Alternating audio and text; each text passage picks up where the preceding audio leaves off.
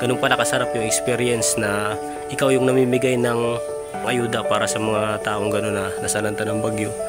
Isang buwan pa pinaghahandaan na namin yun na MT4 kasama sa mission.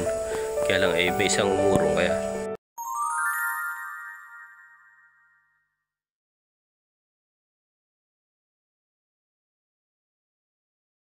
Ayan, good morning sa lahat ng manonood natin dito sa YouTube, sa Facebook. At ngayong araw, dito na kami ngayon sa Bicol. Kakauwi lang namin, bali kagabi kami dumating, gabi na halos kami nakauwi dito. At kasi ang plano namin, diretso dapat kami ng Manila, kaso nag-alanganin kami kasi yun nga, medyo tapos na rin yung bagyo. Tsaka ito nga, magpapasokan na. So yung mga anak ni Commander kailangan din namin asikasuhin kasi magpapasok ng mga bata pa kasi maliliit pa. May isang nursery pa si Baby Kian, si Marcos David. Kaya yun, kailangan pang asikasuhin. Kaya nag-decide muna kami na umuwi muna di sa Bicol. Siguro pinag-uusapan lang namin na maglalaan kami ng parang pondo pagka sa ganun mga nasalanta. Automatic doon agad ang punta namin. Kaya yun. At ngayong araw may pupunta lang ako saglit at may pinapakisuyo sa akin si Commander na kukuhain yung mga uniform ng mga anak niya na pinatahiin namin dito kasi medyo malayo pa dito sa amin yun. Gawa ng yung mga manahe dito is halos lahat ng tahian puno. So ngayon may napuntahan kami malayo, malapit kila Buboy.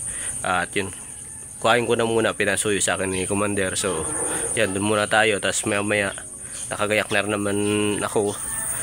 Pag diretso na tayo ulit sa mission, pag may mission ulit tayo. Kaya yun, kita ka lang mamaya.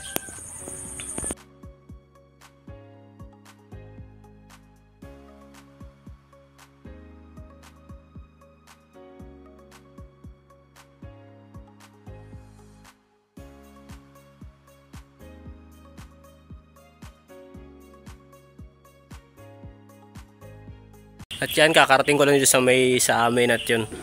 Nagtawag si Marco, siguro sabi niya rest day muna kami ngayon kasi sobrang pagod din nung mission na ginawa namin kasi sobrang layo. Dami namin inasikaso doon, kaya yun, sabi niya ngayong araw na ito pahinga muna kami. Kaya yun, ginawa ko, syempre naglinis tayo ng motor, yung service natin. Sa ganun hindi naman kasi sobrang putik na rin ito. Araw-araw na sa mission, hindi naman lang nalilinisan kasi bira po yung ganitong pagkakataon na rest day namin. Kaya ngayon lang nagkaroon ng pagkakataon na mapagpahinga tayo, magawa natin yung ganito. Yan. At okay naman nalinisan na natin. Siguro naman pwede na ulit yan. Pwede na ulit isabak sa mission yan. So ngayong araw, medyo mainit naman ang panahon. At yun, sobrang pagod din ng mission. Nakakatuwa lang kasi yung mission na yun na sobrang na experience kasi lalo ako, syempre sa amin sanay kami na dun sa lugar namin dito sa Sabang, dito sa Kapalonga, kasi kami ganun din pag nasa tabing dagat din kami pag gantong bagyo din, isa kami sa mga nakakatanggap ng mga relief ganyan, isa kami sa mga lumilikas pag lumalaki yung dagat kasi yung bahay namin nasa tabing dagat. Ngayon lang kami nakalipat dito.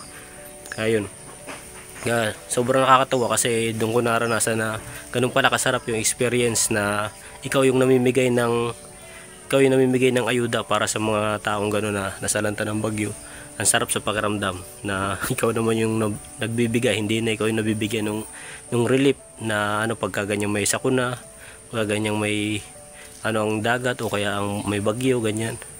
Nakakatuwa kasi yun, sobrang sarap sa pakiramdam na ikaw yung nagbibigay, nag-aabot sa kanila. Kaya ayun, sana marami pa tayong lugar na mapuntahan na mabigyan ng ganong klase ng blessing.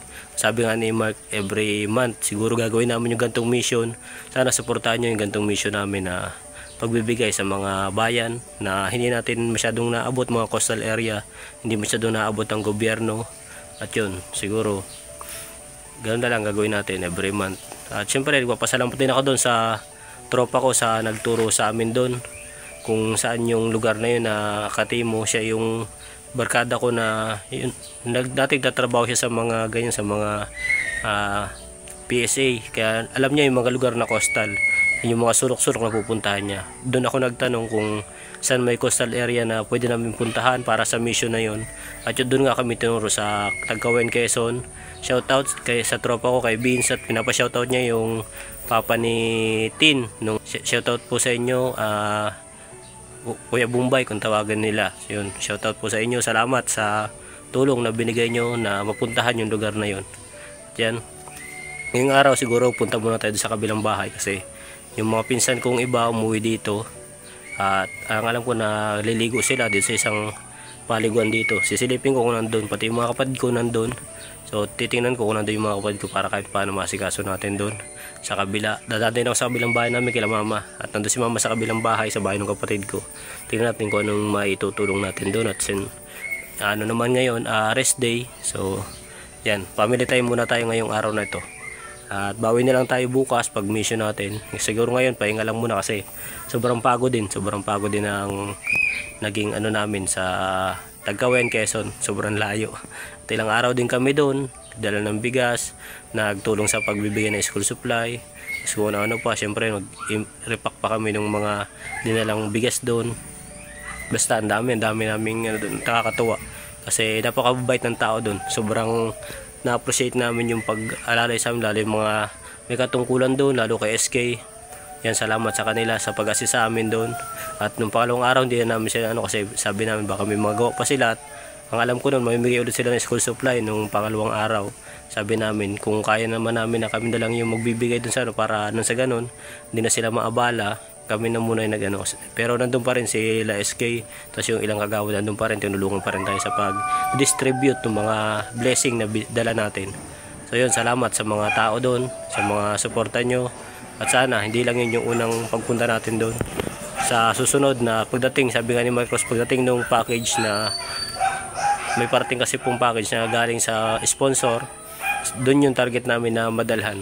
O, at yun, kita-kitsa lang doon ulit sa Tagkawayan, Quezon na yun dyan sa Katimo. Kita-kitsa sa sunod na pagbalik namin. At may target din si Marcos dyan na paayos ng bahay. Kaya yun, siguro magkikita pa rin tayo sa barangay Katimo sa Tagkawayan, Quezon. At yun, pumunta muna ako doon kila mama, titignan ko muna doon yung mga kapatid ko unaan doon. At yun, kita-kitsa lang mamaya. Yan, nag-uwi na muna ako kasi wala na rin sila doon. Pagdating ko doon ay nag-aasikaso na rin sila pa uwi. Gawa ng, yun nga, tapos na rin yung celebration kasi umaga pa sila, nandun na sila nung umaga pa. Kaya yun, siguro mga nilalamig na, kanina pa sila naliligo. Kaya yun, uwi na muna ako. Tapos ayun pala, yung celebration pala rin is advance celebration ng pinsan ko kasi mag-birthday siya sa 2 yata or sa 6.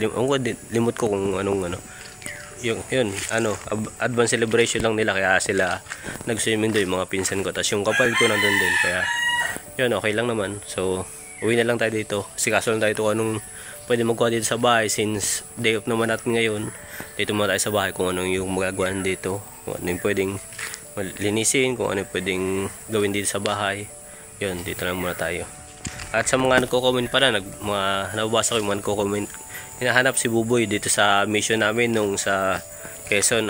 Yun, hindi namin na kasi pabago-bago yung desisyon nung ni Nanay Maribik sa kanila, kaya hindi naman namin pinilit sumama kasi kung gusto naman talaga sumama, maraming paraan para sumama. Saka hindi naman namin siya inaakit sa masamang lakad, masamang nasa pagtulong naman yung pupuntahan namin.